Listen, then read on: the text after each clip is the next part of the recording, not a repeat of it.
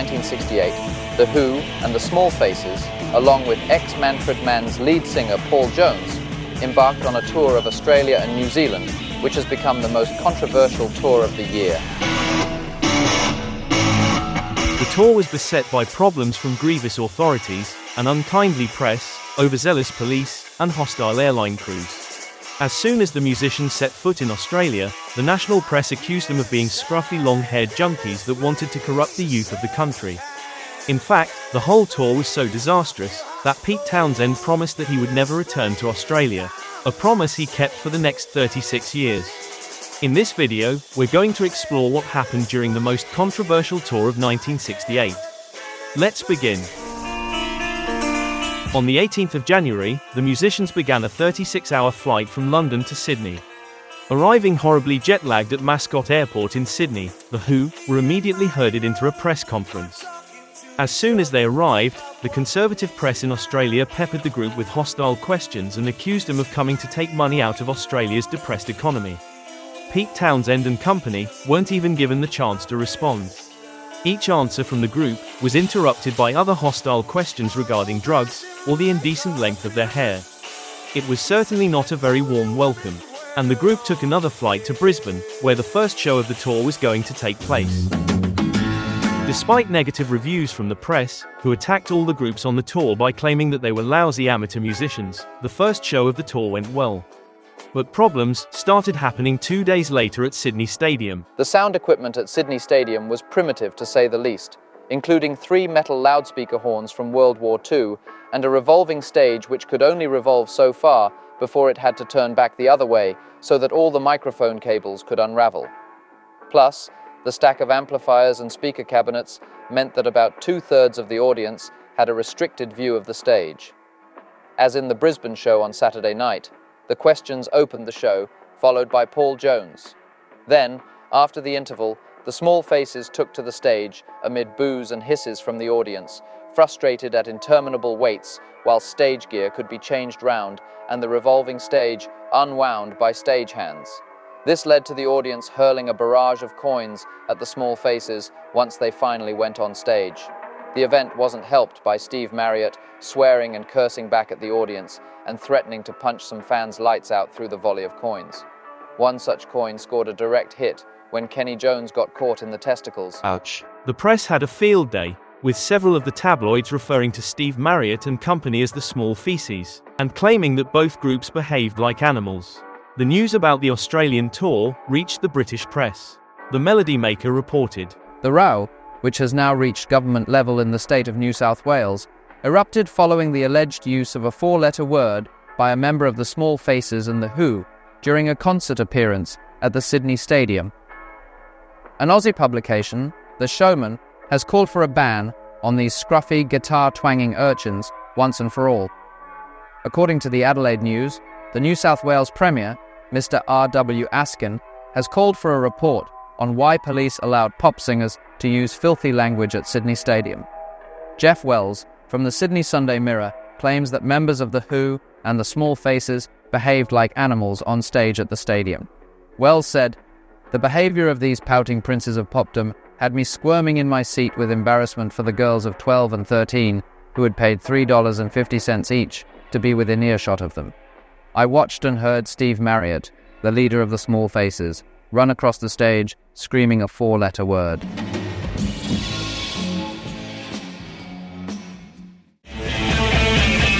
On the 24th, the tour flew to Essendon Airport in Melbourne, where a press conference gathered in the VIP lounge. Once again, Pete Townshend and company were faced with hostile questions from the press.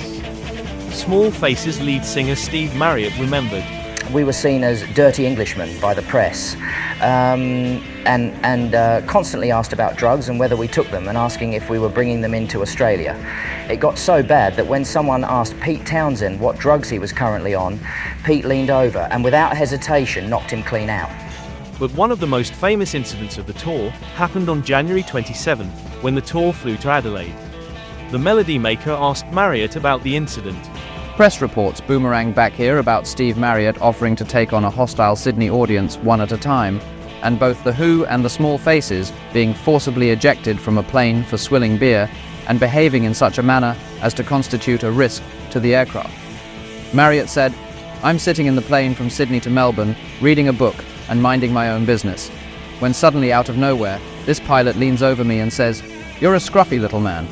Well, what do? I look up ever so politely and say, 'Go to hell.'" Apparently the trouble all began over a bottle of beer which belonged to Paul Jones's backing group, who were Australian anyway. They had bought it on board and were drinking. Because of this, they refused to serve any of us with coffee, and Paul exchanged a few words with the stewardess. He was insulted and provoked into retaliation. You don't insult passengers and refuse to serve them coffee and expect no retaliation. That was why we were thrown off. But all those reports about beer-swilling pop groups were down to one bottle between 4 Australians. The bands and their entourage were informed that they were under arrest, and they were escorted to a VIP lounge. Thankfully, promoter Ken Brodziak pulled some strings with airline owner Reg Ansett, and the touring party was released without charge.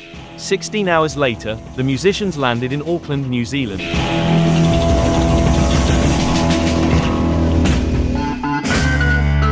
As soon as they disembarked, Pete Townshend grabbed a news photographer's camera and smashed it to the ground.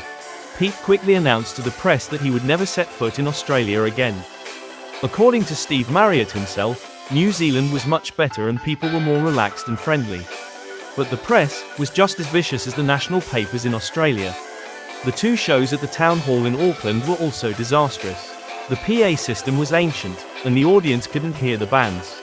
On the 30th of January, the groups and their entourage flew to Wellington, with 1 day off before the next show. And all hell broke loose when Steve Marriott celebrated his 21st birthday. In an interview from 1985, Marriott remembered, It was my 21st birthday, as it happens, in New Zealand, and they brought the police in to control us in the hotel because we'd gone a bit divvy. And I'll tell you how it started. We had a little record player EMI had given to me, and it didn't work. It fed back into itself, so Mooney aimed it out the window. See? So Wiggy, John Wolfe, who then worked for you, ran down the stairs, got it back up all in its bits, and out it went again. Everything followed it out the window. So the EMI gave me a big setup then, see, because obviously I was unhappy with a little one. They gave me a big one, and Booker T, like we're going for it, and the police come in. We've got their helmets on. They're, you know, as a note, and they bring the army in after that because the police can't control us. I mean, they're enjoying themselves. So they bring the army in with bolt loaders outside everyone's door. And you're like, "Get back in that door, sonny." Did that. And in the meantime, I bought a lovely Gibson. It must have been the only Gibson in New Zealand. Lovely guitar it was. And the toe rags had it sprayed pink with gold lame Marriott on the top. So I couldn't use it, so I let Townsend smash it that night. the last show of the tour was at the town hall in Wellington on the 31st. After the show, Marriott and Keith Moon, along with a few members of the Who's road crew, proceeded to smash Marriott's hotel room, throwing a television set down the window along with most of the furniture. The hotel manager caught them in the act, and forced him to pay $781 New Zealand dollars in damages. John Wiggy Wolfe, who was working as a roadie for The Who, picked up an antique chair, and threw it through the window. The roadie said, "Fuck it, let's make it a grand." On the 1st of February, all the musicians and the road crew began the long flight back to London. Just a few days later, the Truth newspaper published a brutal article by Paul Rogers, a British journalist who was working for the newspaper. The journalist wrote, "They're the scruffiest bunch of poms that ever milked money from this country's kids. They took nearly 8,000 teenagers for $3.60 each, and all the kids got for their money was an ear-splitting cacophony that was neither musical nor funny. They did more to harm the British image than Harold Wilson or Edward Heath could do in 10 years. I'm ashamed to have come from the same country as these unwashed, foul-mouthed, booze-swilling no-hopers. Britain can have them." A couple of weeks after the end of the tour, a journalist from an Australian music magazine called Beset sent a letter to the melody maker complaining about the tour and the musicians involved. Thanks to the disastrous Who Small Faces Paul Jones tour, I don't think there is anyone left in Australia willing to promote a show with British acts. Pop fans here were subjected to disinterested performances by the Small Faces, and the Who's much-vaunted stage act wasn't much better. Naturally, the groups in question will have their own versions of these occurrences and prove it was someone else's fault. But apportioning the blame does not matter. The damage has been done. British artists should have realised their vulnerability to knockers and with little thought could have steered clear of trouble. just how masochistic is British pop. The tour was still making headlines in Australia and New Zealand. Victorian Premier Henry Bolt called them a bunch of crummy hooligans who fell far short of the magnificent example set by Australian folkies the Seekers. But the icing on the cake came courtesy of the Australian Prime Minister John Gorton, who sent a telegram to the Who. Pete Townshend recalled, "We had a really tough time, and we weren't treated at all kindly by the press, and it kicked off a very strange tour for us, and as we were leaving we got a message from the Prime Minister at the time who said, 'Don't come back,' so we didn't." Pete Townshend responded through a letter to the Melody Maker, in which Townshend claimed that they had already been asked to come back to Australia, although he had no intentions to return. As previously stated, Townshend kept his promise for the next 36 years. The greatest big show since the Beatles and the Stones, plus the fabulous small faces. Plus the sensational Paul Jones. The Who, Small Faces, Paul Jones and the Questions all together on the big show. I hope you enjoyed this video about the most controversial tour of 1968. See you next time.